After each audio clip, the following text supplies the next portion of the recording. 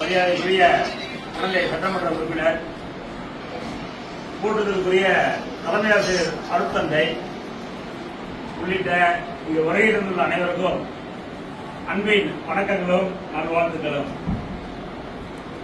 கல்விக்கு காமராசர், சேவைக்கு அன்னை தெரேசா, பகுத்தறிவுக்கு தந்தை பெரியார், இந்தியாவின் விடுதலைக்கு அண்ணல் காந்தி, இந்திய அரசியல் அமைப்பு சட்டத்திற்கு டாக்டர் அம்பேத்கர்,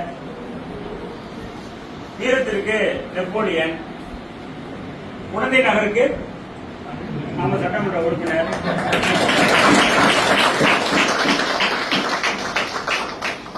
குழந்தை அடையாளமாக செல்கின்ற நமது மாதத்திற்குரிய அன்பு அன்னாரை அவருடைய பிறந்த நாளில் வாழ்த்த, பாராட்ட, அவரை கொண்டாடிட நாம் இங்கு கூடியுள்ளோம்.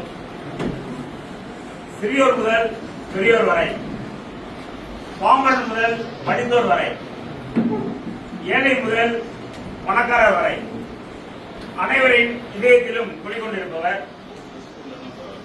உதவி என்று கேட்டு வருகின்ற மக்களுக்கு அவர் ஒரு வள்ளல். கல்வி கற்க முடியாமல் கஷ்டப்படுகின்ற ஏழை எளிய மாணவ செல்வங்களுக்கு நீங்கள் ஒரு கலங்கரை விளக்கம். மருத்துவ உதவி கேட்டு வருகின்ற மக்களுக்கு நீங்கள் ஒரு விடிவெள்ளி. காலம் கருதி சுருக்கமாக சொல்கிறேன், குழந்தை மக்களுக்கு நீங்கள் ஒரு காட்ஃபாதர்.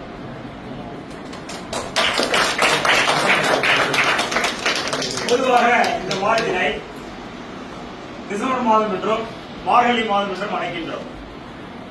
ஆனால் குழந்தை நகர மக்களுக்கு இது அன்பின் மாதம், அன்பின் அன்னாருடைய மாதம். 3 முறை சட்டமன்ற உறுப்பினராக தேர்ந்தெடுக்கப்பட்டு பல்வேறு வளர்ச்சிப் பணிகளை குழந்தை நகர மக்களுக்காக செய்து கொண்டிருக்கின்றார்.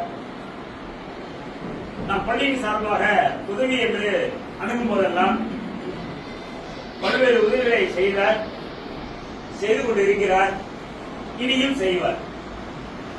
நம் பள்ளியினுடைய நுழைவாயிலில் அருமையான ஒரு பாலம் கட்டி கொடுத்தார். அது அன்பின் பாலம்.